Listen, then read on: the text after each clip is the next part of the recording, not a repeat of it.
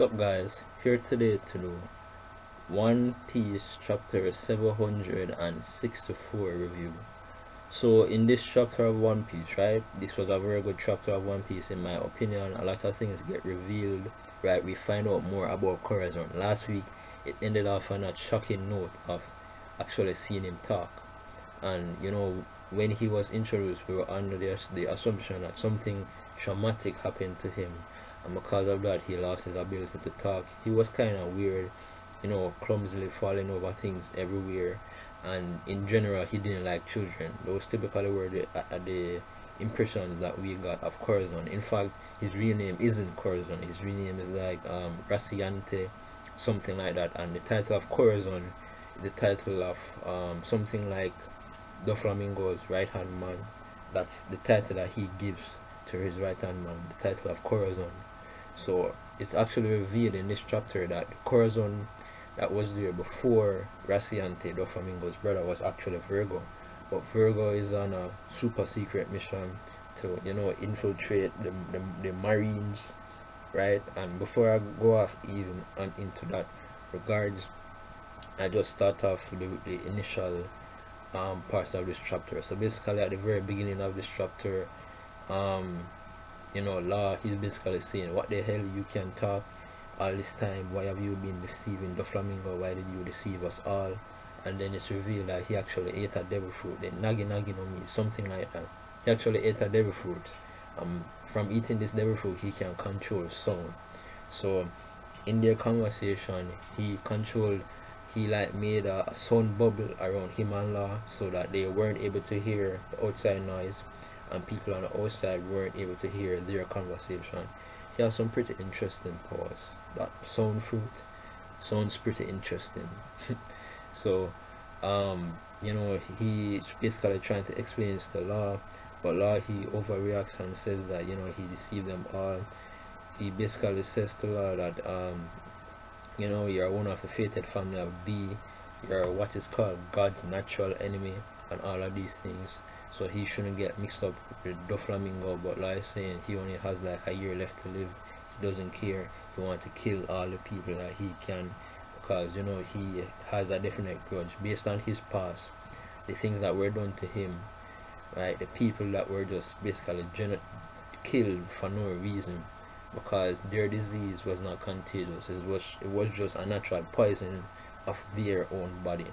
It's like someone getting food poisoning and thinking that, oh, he has food poisoning, it's contagious, I'm going to get it. No, it's not. It's that his body, or the person's body that got contaminated, it's just poisons the body. There's a big difference from that being a disease that is contagious. There's a big difference. And apparently, more often than not, people, they're very superstitious with these things, and they're very panicky. So they didn't think it was straight, and they basically genocided Law's entire society. Is that even a word? They basically massacred Law's entire society. So Law, he has this deep grudge against people in general. But apart from that, he says that he runs off, saying that he's going to report this to the Flamingo. Corazon, I just call him Corazon because I like that name better. Corazon tries to stop him. He basically, out of nowhere, dodged the attack, held him and just threw him into the trash, saying that he got a lot stronger from all the training that he went through in the 2 years that he's been with the Flamingo's crew. So it's not like he was at the very beginning, which he does prove to be true. He runs off ahead of Corazon. When Corazon reaches back to the Flamingo's crew, oh, I even forgot this, right?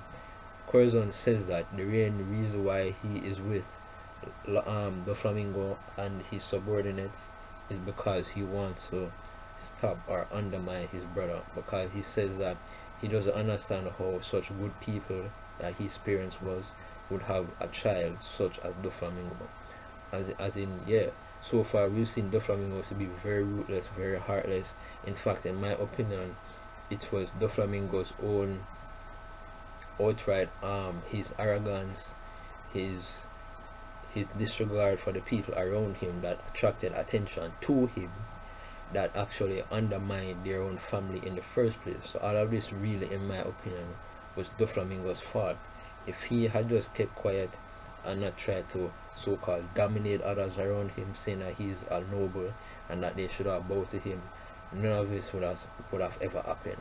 Right? No one didn't need to know of their identity, but he wanted to have his slaves, and he wanted to have people bow down to him and worship him, and he wanted to use them as, objects rather than people. So that will obviously cause a problem. And so he basically says that, he wants to undermine his brother. So that's the main reason why he's with them, which I believe, it makes a lot of sense. Corazon, as we see, is a very different type of person from Doflamingo. Is actually very kind-hearted, as we see later on in this episode. Very kind-hearted. He cares a lot for people around him, unlike Doflamingo at all. So basically, when he returns, he's thinking of crap and found out, but Doflamingo just says, come on, you've got another mission to take, so you should hurry it up. And then he sees Law standing right there, and Law tells him that, he owed him this one, because the last time when Law stabbed Corazon, at that point he had the authority, or he could have told Law about it, but he didn't. So he basically said that he owed him for this one, and that's why he didn't inform him about the incident. So while they're on this mission, we see out of the blue Doflamingo's crew saying that, Corazon and Law are nowhere to be found, and then they found this note from Corazon stating that he's going to find a way to heal Law's sickness. The scene then shifts over to Corazon and Law on this boat, right? And while they're on this boat, basically Law is tied up because he didn't agree to this shit, and Corazon is saying that he's going to find a way to heal him, and he's talking to someone, and then mush it, right? And that someone is revealed to be Admiral, at that time, Admiral Sengoku, right? So he was actually like working with Sengoku. He was working with the Marines. He was an agent of the Marines. I don't think it's safe to say that he was a Marine, a Marine, like real legitimate Marine, but he was like probably one of those secret agent guys working with the Marines. So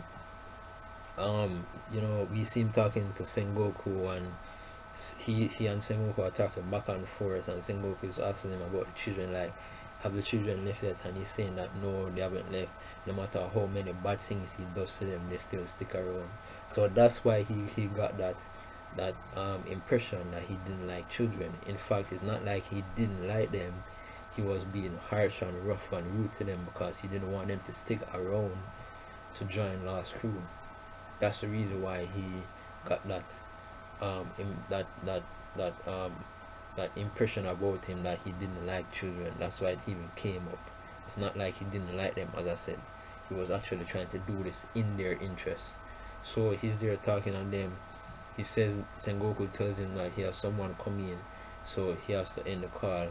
We see him close the file in his desk with Corazon's picture on it, and then who walks in? Virgo. And then they're saying that this new recruit Virgo, he's done a lot in the 1 year he's been with the Marines, and they're saying how he wishes to transfer to the G5. All of that is history, as we know, played out years later. So basically the scene shifts back, and he says that he's going to go to a big hospital, and he's going to go to all these hospitals and try to find a cure for Law's disease, right? That's what he's going to do.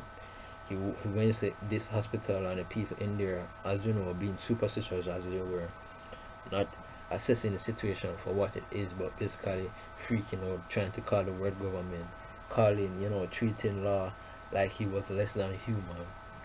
Corazon, he felt hurt over that, and he knew that Law felt hurt for that. So he basically tore the hospital up, punched the doctor, cause he got pissed. And then they go around searching for 6 months, actually. So they've been walking around for 6 months now, searching for a cure for Law. Still no avail, right? And there was this one sensitive scene in regards to Law and Corazon, where Corazon was basically saying that, it's too sad for a kid like Law to say that he's going to die, because when he got stabbed, the reason why he didn't talk is because he was not the one that was hurting, Law was. So Corazon is a very soft-hearted, gentle person, complete opposite from his brother, the flamingo, complete opposite. So in this regard, 6 months have passed, and then out of the blue, they are getting a then mushy call from who? The flamingo. So the flamingo is trying to contact them, but and then the chapter ends on that note. But what I don't necessarily understand is that the flamingo knows that Corazon can't quote unquote talk. So why would he try to contact them unless he would try to contact Law, wanting Law to answer the phone, and then from Law answering the phone give Law the message to tell the Corazon, even though Corazon won't be able to hear. His only problem is that he cannot talk. But at this point, the flamingo is trying to call them, trying to contact them. Maybe he has come across a devil fruit. Maybe the open or me, or maybe he himself has found some way, some means to heal our disease. But overall, I like this flashback thus far. It really has a lot of depth. It really highlights a lot of things, back in the past One Piece world. A lot of interesting facts, a lot of interesting things that we didn't know, not just about Law, but about the flamingo, about the marines, about all of this shit, how it actually went down. So as I said, I love this chapter. Actually, I like this chapter very much of One Piece. I thought it was a great chapter. So that's it. That's my review. Remember to rate, comment, subscribe. Sayonara.